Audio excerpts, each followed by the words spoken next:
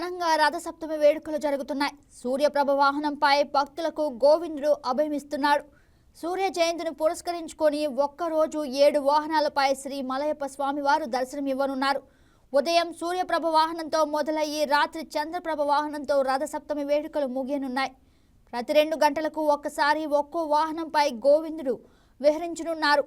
సూర్య, చిన్నశేష, గరుడ, హనుమంత, కల్పవృక్ష, సర్వభూపాల, చంద్రప్రభ వాహన సేవలతో పాటు చక్ర స్నాన మహోత్సవాన్ని టీటీడీ నిర్వహించనుంది. గోవిందుడు వాహన సేవలు చూసేందుకు ముందు రోజే ఆలయ తిరువీధుల్లో భక్తులు భారీగా చేరుకున్నారు. దీంతో ఆలయ తిరుమాడ వీధుల్లో భక్తులతో నిండిపోయాయి. భక్తులకు ఎలాంటి అసౌకర్యం కలగకుండా ఉండేలా టీటీడీ ఏర్పాట్లు చేసింది.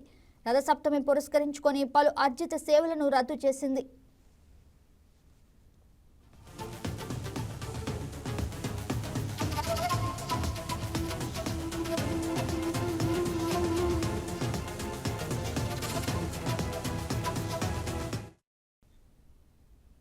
దీనిపై మరింత సమాచారం మా ప్రతినిధి సెల్వం అందిస్తారు.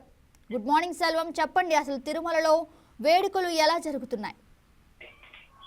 గుడ్ మార్నింగ్ గగన. ఏదైతే చూసుకుంటే సూర్య జయంతిని పురస్కరించుకొని తిరుమల శ్రీవారి సన్నిధులు రథసప్తమి వేడుకలను టీటీడీ అంగరంగ వైభవంగా నిర్వహిస్తుంది. దీనికి సంబంధించి కూడా అన్ని ఏర్పాట్లను కూడా నిన్నటి రోజున పూర్తి చేసింది. ఈ నేపథ్యంలో ఈ రథసప్తమి రోజు 7 వాహనాలపై మలయప్ప స్వామి భక్తులను కూడా కనువిందు చేయనున్నారు. ఉదయం 5:30 గంటల నుండి 8 గంటల వరకు సూర్యప్రభ వాహనం, అదేవిధంగా 9 గంటల నుండి 10 గంటల వరకు చిన్నశేష వాహనంపై, 11 నుండి 12 వరకు గరుడ వాహనంపై, మధ్యాహ్నం 1 గంట నుండి 2 గంటల వరకు హనుమంత వాహనం, అటు తర్వాత 2 నుండి 3 వరకు కూడా చక్రస్నానాన్ని నిర్వహించనుంది. అటు తర్వాత సాయంత్రం 4 నుండి 5 గంటల వరకు కల్పవృక్ష వాహనంపై, 6 నుండి 7 వరకు సర్వభూపాల వాహనంపై, రాత్రి 8 నుండి 9 గంటల వరకు చంద్రప్రభ వాహనాలపై కూడా ఇటు భక్తులకు శ్రీ మలయప్ప స్వామి అభయం ఉన్నాడు. ఈ నేపథ్యంలో చూసుకుంటే కూడా భక్తులు కూడా భారీ ఎత్తున అంటే బ్రహ్మోత్సవాలను తలపించే విధంగా కూడా ఈ రథసప్తమికి కూడా భక్తులు పెద్ద ఎత్తున కూడా తిరుమలకు చేరుకున్నటువంటి పరిస్థితి. ఈ నేపథ్యంలో టీటీడీ కూడా ఇందుకు తగినట్టు కూడా ఏర్పాట్లు చేసింది.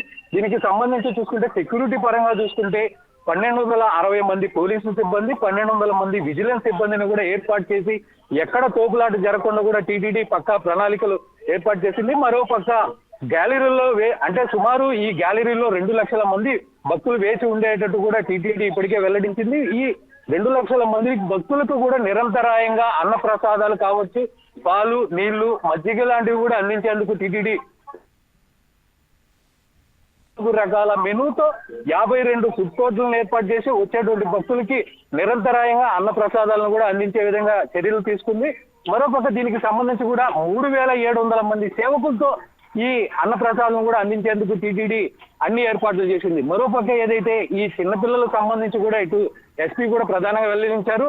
ఈ భక్తుల రద్దీ నేపథ్యంలో కూడా చైన్ స్లాషింగ్ లాంటివి కూడా జరిగే అవకాశాలు ఉన్న నేపథ్యంలో వీళ్ళకు సంబంధించి కూడా తగిన జాగ్రత్తలు తీసుకొని వాళ్ళకి ఏవైతే వాళ్ళ దగ్గర ఉన్నటువంటి విలువైన వస్తువులు ఉంటే వాటిని కూడా తగిన జాగ్రత్తగా ఉంచుకోవాలని ఇప్పటికే దీనికి సంబంధించి కూడా ఎస్పీ వివరించినటువంటి పరిస్థితి. మరోపక్క దీనంతా కూడా ఇటు టీటీడీ కమాండ్ కంట్రోల్ ద్వారా కూడా నిరంతరం పర్యవేక్షిస్తూ భక్తుల సౌకర్యానికి ఎలాంటి ఇబ్బంది తలెత్తకుండా అన్ని ఏర్పాట్లు చేసినట్టు కూడా ఆయన కూడా చెప్పినటువంటి పరిస్థితి. గగన.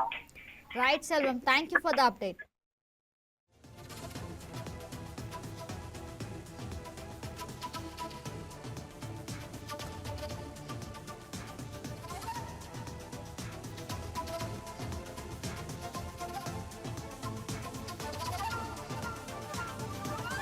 Please subscribe to YK TV Network. Please subscribe to YK TV. Please watch YK News.